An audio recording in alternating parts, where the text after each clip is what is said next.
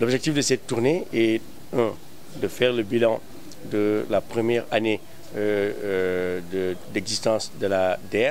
Comme vous le savez, la DER a été créée, nous avons commencé nos activités en mars 2018 et les premiers financements ont eu lieu en août 2018. Donc aujourd'hui, on est à 1 an des financements et l'objectif c'était de rencontrer les autorités avec qui nous avions tenu un CRD pour faire le bilan d'étape, les enveloppes qui ont été attribuées par région, par département, par commune et aussi sensibiliser sur le remboursement car il y a un gap entre les régions. Et on a commencé par Diourbel, ce n'est pas parce que Diourbel est le mauvais élève. Il y a des régions qui sont à 17-18%, mais aujourd'hui Diourbel est autour de 27%, là où Ziguinchor est à 90%.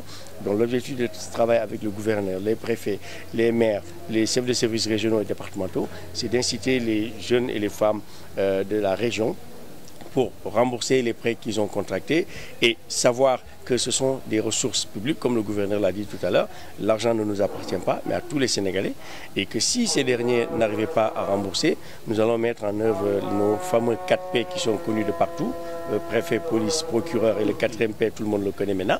Donc voilà, c'était l'objectif de la visite, et aussi annoncer la bonne nouvelle de la saison 2019-2020 sur les nouveaux programmes que nous allons mettre en place en termes de financement agricole, artisanaux et pêche, aquaculture dans tous les secteurs. Et Diourbel pourrait bénéficier de pas moins de 2 milliards, comme l'année dernière, ils ont eu 1,8 milliard. Et cette année, si tout se passe bien, si le remboursement suit le cours, Diourbel pourrait doubler son enveloppe. Alors, cette politisation a été soulevée dès le début.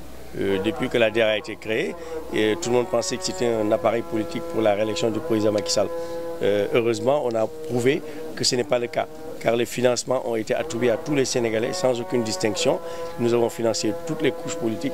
D'ailleurs, on ne peut même pas savoir de quelle appartenance politique sont les bénéficiaires, parce qu'on ne demande pas de carte d'électeur pour les financements, de carte de membre pour les financements.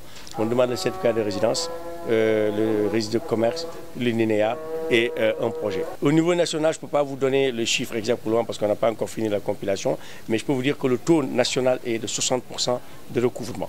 Donc on doit, pour la région de Diourbel, on est autour de 27% de recouvrement et autour de 500 millions à recouvrer. Mais comme je l'ai dit, on est arrivé à échéance peut-être il y a 3 mois. Donc c'était juste une campagne pour sensibiliser. Et si les personnes ne font pas le travail de leur propre volonté, on enclenche la phase contentieuse avec nos huissiers et après on mettra la Société nationale de recouvrement sur le coup. Comme je l'ai dit tout à l'heure, Diourbel fait partie, n'est pas le pire des élèves. Il y a d'autres régions dont je ne pourrais pas mentionner le nom ici parce que je ne suis pas dans ces régions. Dire que les parties rurales sont les plus bénéficiaires de ce projet.